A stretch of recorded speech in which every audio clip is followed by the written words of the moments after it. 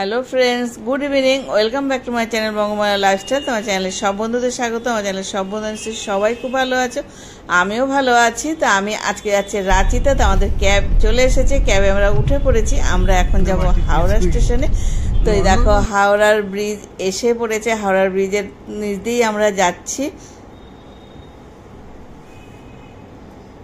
তো ক্যাবের থেকে আমরা নেমে পড়েছি। এই যে আমরা হাওড়া ব্রিজ, আমাদের নতুন প্ল্যাটফর্মে ট্রেন দেবে রাত্রি 9:10 আমাদের ট্রেন। তো আমরা একটু দাঁড়িয়ে আছি এখানে। তো এখন ভেতরে ঢুকে পড়েছি, প্ল্যাটফর্মের ভেতরে আমরা বসে আছি।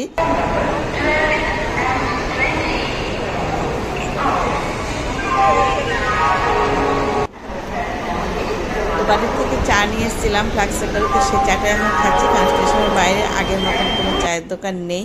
তো আমাদের ট্রেন দিয়ে দিয়েছে। তো ট্রেন এখন আমরা উঠব। আমাদের হাতিয়া এক্সপ্রেস রয়েছে এখান থেকে। তো হাওড়া থেকে রাঁচিতে যাওয়ার কিন্তু অনেক ট্রেন রয়েছে, তার মধ্যে এই হাওড়া হাতিয়া এক্সপ্রেসটাই কিন্তু সবচেয়ে ভালো ট্রেন। যে ট্রেনটা রাত্রি 9:05 ছেড়ে সকাল ভোর 5:30টার মধ্যে রাঁচিতে পৌঁছে যায়, যার জন্য দিনটা নষ্ট হয় না, রাতের মধ্যেই পৌঁছে যাওয়া যায়। তো তোমরাও গেলে কিন্তু এই হাতিয়া এক্সপ্রেসেই যাবে, হাওড়া হাতিয়া। তো আমরা ট্রেনে উঠে পড়েছি, আমাদের দুটোই লোয়ার বার্থ পড়েছে, আমরা বসে পড়েছি আমাদের জিনিসপত্র সব গুছিয়ে টুছিয়ে নিয়ে। তো ট্রেন একদম রাইট টাইমে 9:05 ছেড়ে দিয়েছে। তো এখন ভোর হয়ে গেছে, 5:30 বাজে। আমরা কিন্তু রাঁচি স্টেশনে পৌঁছে গেছি, নেমেও পড়েছি ট্রেন থেকে। এবার স্টেশনের বাইরে যাব, বাইরের থেকে অটো টোটো কি পাওয়া যায় সেটা দেখে আমরা উঠব। তা আমরা এখন 1 নম্বর প্ল্যাটফর্ম দিয়ে একদম স্টেশনের সামনে বাইরে বেরোবো। সেখানে রয়েছে অটো আর টোটো স্ট্যান্ড বা ট্যাক্সি স্ট্যান্ড, সবই কিন্তু 1 নম্বর প্ল্যাটফর্ম দিয়ে বাইরে বেরিয়ে। তো আমরা বাইরে বেরিয়ে পড়েছি। এটা হলো রাঁচি স্টেশনের একদম বাইরেটা, দেখো খুব সুন্দর লাগছে। তো এখান থেকে আমরা একটা অটো ভাড়া করব হোটেল যাওয়া পর্যন্ত। তো আমাদের হোটেল বুক করাই আছে, অনলাইনে আমরা বুক করে নিয়েছিলাম। তো অটোতে করে এবার আমরা যাবো। দেখো অটো এসে গেছে, অটোতে উঠে পড়েছি। অটো ভাড়া আমাদের হোটেল পর্যন্ত নেবে 150 টাকা, যা হোক একটু বেশিই নিয়েছে। আমরা দরদাম করতে পারিনি, ঠিক বুঝতে পারিনি। আমাদের কিন্তু স্টেশনের সামনেই ছিল হোটেল, এই যে 7G স্টে হোটেল এটা আমাদের। তো আমরা চলে এসেছি হোটেলে। তো দেখো হোটেলের যে রুমটা, এই রুমটা দেখি, এটা হলো রিসেপশন দিয়ে ভেতরে ঢুকবো, তারপর তোমাদের রুমটা আমি পুরোপুরি দেখিয়ে দেবো। তো রুমে ঢুকে পড়েছি। একটা ডবল বেড রয়েছে, এসি রুম নিয়েছিলাম কিন্তু পরে সেটাকে ক্যান্সেল করেছি আবার, কারণ এখানে আবহাওয়াটা খুব সুন্দর, কোনো গরম নেই। তো ভেতরে টিভি দিয়েছে একটা, আর একটা টেবিল রয়েছে, ড্রেসিং টেবিল রয়েছে, ওয়ার্ড্রব রয়েছে, সবই রয়েছে। আর এটা হলো ওয়াশরুম, গিজার রয়েছে, কোমোড, বেসিন যা থাকে মোটামুটি বেশ ভালো। তো ডেলি 1200 টাকা করে এটা কিন্তু রুম ভাড়া পড়েছে। ले जाएंगे अभी हम ले जाएगा हुंडरू, जोना, सीता, गेतलसू डैम। তো আমরা প্রথম দিন সাইট সিন দেখার জন্য ক্যাব ভাড়া করে ক্যাবে উঠে পড়েছি। আমরা সকাল 7টার মধ্যে কিন্তু হোটেলে ঢুকে পড়েছিলাম। হোটেলে ফ্রেশ হয়ে 8টার মধ্যে বেরিয়ে পড়েছি। 8টার মধ্যে না বেরোলে কিন্তু প্রথম দিনে 4টে ফলস দেখা যাবে না। তো রাস্তায় যেতে প্রথমে একটা চায়ের দোকানে দাঁড়িয়েছি, সেখান থেকে সকালে চা খেয়ে নিলাম। খেয়ে প্রথমেই আমাদেরকে দেখানো হলো সুবর্ণ নদী। এটা কিন্তু সুবর্ণ নদী, এইটা প্রথমে একটু দেখে নিলাম। দেখে তারপর আমাদের গাড়ি আবার রওনা দিয়েছে। তো এই যে সোজা রাস্তার দুধার খুব সুন্দর দেখতে। তো আমরা যে ক্যাব ভাড়া করেছি প্রত্যেক দিন 3000 টাকা করে, 2 দিন দেখবো, 2 দিন 3 6000 টাকা করে। তোমরা বার্গেনিং করতেই পারো, মনে হয় না কম হবে। যা হোক আমরা 6000 টাকা দিয়ে করেছি 2 দিনের জন্য। তো এখন যাচ্ছি, প্রথমে যাব আমরা হুডরু ফলসে। তো এই হুডরু ফলস ভারতের ঝাড়খণ্ড রাজ্যের রাঁচি জেলায় অবস্থিত, ভারতের 34তম সর্বোচ্চ জলপ্রপাত, সুবর্ণরেখার নদীর গতিপথে, যেখানে এটি 322 ফুট উচ্চতা থেকে পড়ে, যা রাজ্যের সর্বোচ্চ জলপ্রপাত তৈরি করে। রাঁচি থেকে এর দূরত্ব 39 কিলোমিটার। এই জলপ্রপাত দর্শনে 30 টাকা বড়দের আর 15 টাকা শিশুদের টিকিট কাটতে হয়। এই জলপ্রপাত দর্শন করতে হলে 750টা সিঁড়ি ভেঙে নিচে নামতে হয়, আবার 750 সিঁড়ি ভেঙে ওপরে উঠতে হয়। কাজে বয়স্ক লোক বা হাঁটুর সমস্যা থাকলে নিচে না নামাটাই সবচেয়ে ভালো। তাহলে হুডরু জলপ্রপাত দেখবে কি করে? ট্যাক্সি ড্রাইভারদের বা দাদাদেরকে বললেই বিকল্প রাস্তা রয়েছে ঘুরপথে, যেখান থেকে এই হুডরু জলপ্রপাত স্পষ্ট দেখা যায়। দেখো আমরাও কিন্তু সেই 750 সিঁড়ি ভেঙে হুড্রু ফলস দেখতে নামতে পারিনি। তার জন্য আমাদের যে ট্যাক্সি ড্রাইভার দাদা ছিলেন উনি কিন্তু ঘুর পথে নিয়ে এসে পেছন দিক দিয়ে নিয়ে এসে একদম সামনের থেকে আমরা কিন্তু দেখতে পেয়েছি, যার জন্য আমাদের কোনো সিঁড়ি ভাঙতে হয়নি।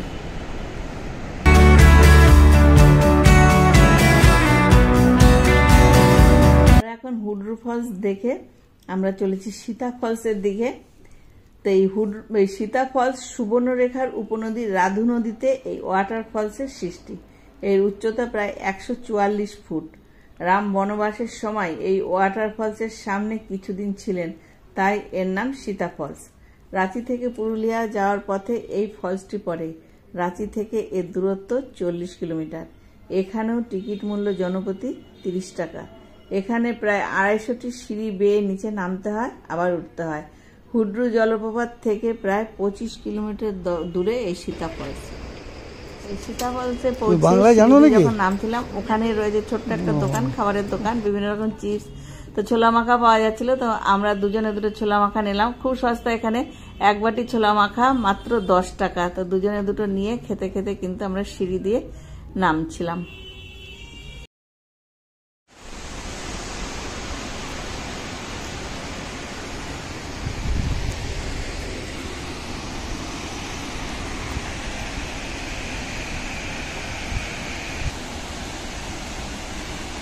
ফলসে চলে এসেছি, মানে এখনো নামতে পারিনি পুরোটা, অর্ধেকটা সিঁড়ি নেমেছি, মানে অর্ধেকটাতে মোটামুটি আমরা 150টা সিঁড়ি নেমে পড়েছি। আর এই দেখো, দেখো সীতা ফলসের জল তো বর্ষার সময় দেখে কিন্তু এত সুন্দর, মানে অপরূপ সুন্দর লাগছে। এটা কি অন্য সময় আসলে এইভাবে দেখা যাবে না, এত জলও থাকবে না, যার জন্য বর্ষার সময় এখানে ফলসগুলো দেখার জন্য সবাইকেই আসবে না।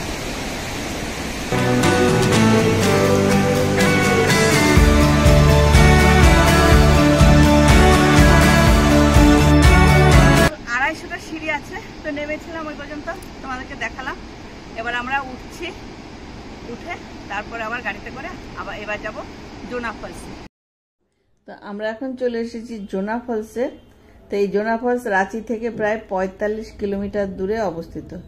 এটা গৌতম ধারা নামেও পরিচিত, কারণ এর পাশে একটা বৌদ্ধ মন্দির রয়েছে।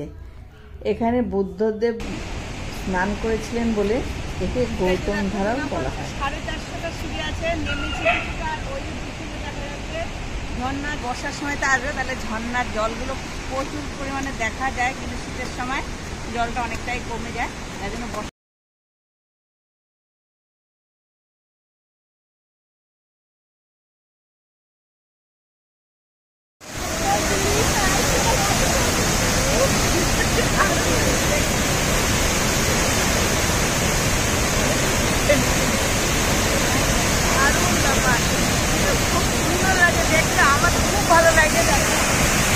এইরকমই কিন্তু বর্ষার সময় আসতে হবে। বর্ষার সময় না আসলে এই যে সিনারিটা, এটা কিন্তু কখনোই দেখতে পাবে না।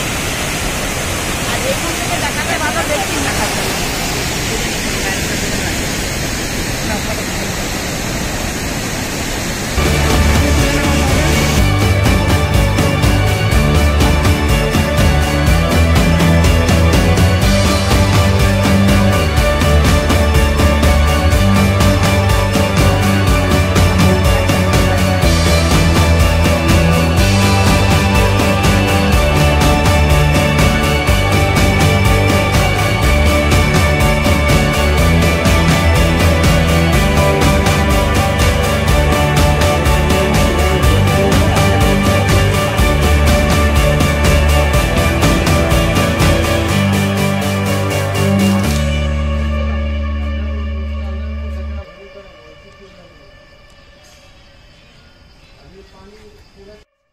দেখো জোনা ফলস থেকে উঠে দেখে এসে আমরা কিন্তু ভাত খাচ্ছি একটা হোটেলে।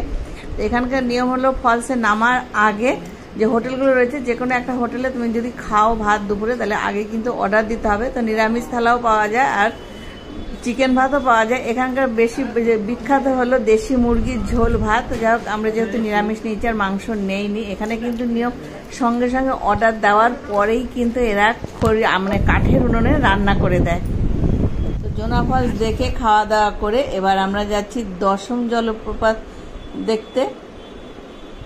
তো তো রাস্তার ধারে খুব সুন্দর কাশফুল ফুটে আছে, অপরূপ দৃশ্য দেখতে দেখতে কিন্তু আমরা দশম ফলসে পৌঁছে যাব। এই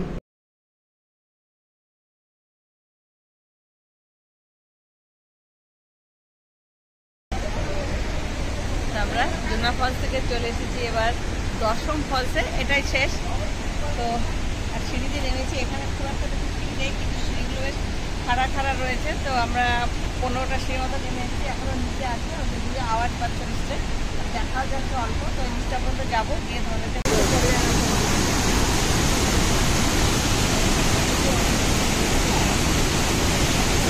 ভালো লাগে।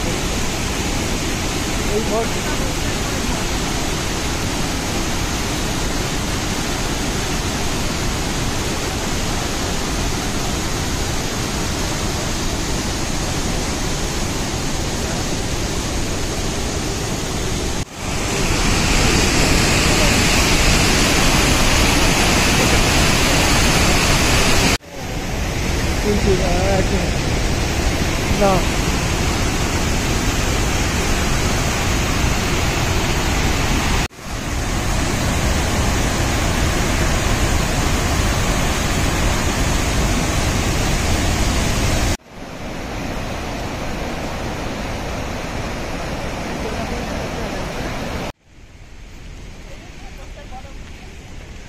Sí.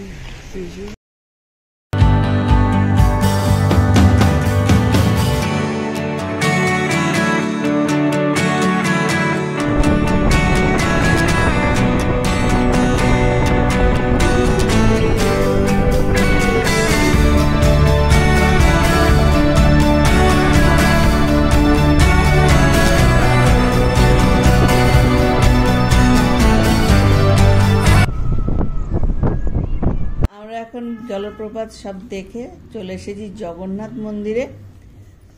তো এই জগন্নাথ মন্দিরটি বরকাগত জগন্নাথপুরের রাজা ঠাকুর অনিনাথ 1691 সালে তৈরি করেছিলেন। মূল শহর থেকে মন্দিরটি 10 কিলোমিটার দূরে অবস্থিত।